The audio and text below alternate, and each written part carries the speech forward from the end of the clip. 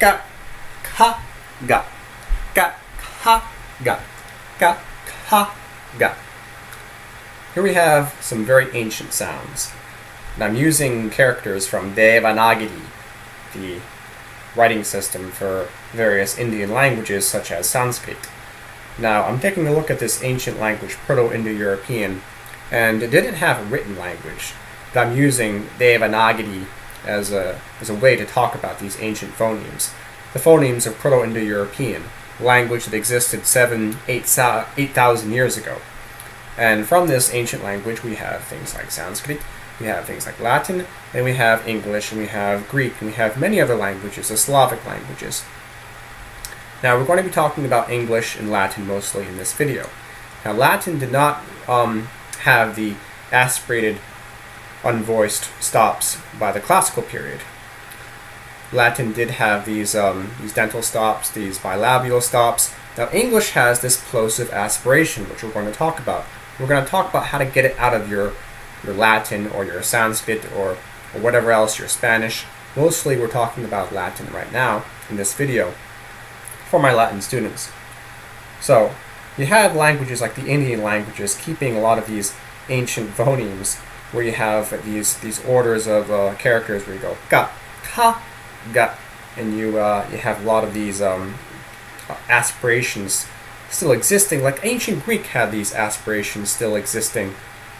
Of course, for the ancient Greeks, pa became the bilabial fricative, fa, fa, where you sort of blow a fly off your nose, as they say. The Latin did not have these aspirated sounds, but you want to talk about Latin, you want to pronounce it properly, you want to be saying da, da, ga. You don't want to be having that plosive aspiration in there, which we have to deal with English. A Germanic language, this is something that goes back all the way into English, into the past of English.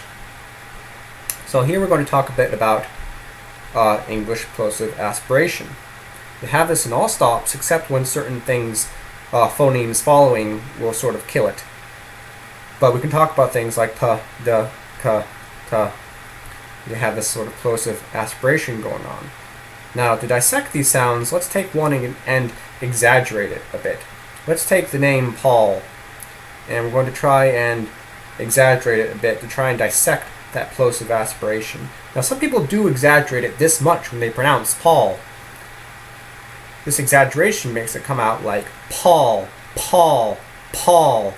You hear a sort of whisk in there. That's the plosive aspiration going on. Paul. And this is different from the unplosive, the non-plosive aspiration, where you have pa, pa, pa, pa. So let's talk about how to get rid of this plosive aspiration. So you probably have often found yourself trying to be funny and saying loco like a Latino person. It's amazing how much trouble English people have when they try and be serious when pronouncing things, but when they're goofing around, it's easy for them. Loco! Well, basically though, you need to actually understand what's going on, and not just goof around. So, what I found was that I needed to sort of consciously stop myself from making this release of a whiskey, the plosiveness of the entire plosive aspiration. This is unaspirated entirely, and it's definitely not plosive. So you have to say ba, ba, ba, and ga, ga, ga. Now ba, ba almost sounds a bit like a B when you first hear it because you're so used to this pa sound. But an unplosive bilabial stop, unvoiced, non-plosive, non-aspirated, it is ba, ba, ba. And the voicing, in other words, what we would call a B, is ba, ba, ba. Now when you do that, when you make this voiced version, you have to, how shall I say, pre-voice it. You see, our voicing is kind of trapped in the plosiveness, so you have to sort of pre-voice the voiced one. So you have to sort of put your lips together and ba, ba, ba, ba, and get that voicing in there. And really, you end up with ba and ba and ga and ga. So it's not really too hard once you get used to it. You do have to kind of practice a bit, but then you can really get it. So let's practice two Latin nouns here. Pecus and mos. Mos. Remember, you're not saying bos. First of all, you're making this non-plosive ba, and a long o is o. Don't do the o, which is a diphthongating like you do in English. Pecus, mos. Pecus, mos. Mos. Pecus.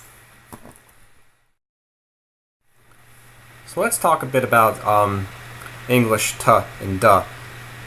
Actually, being each phonemes with a couple of allophones. You see, t and t are actually different phones.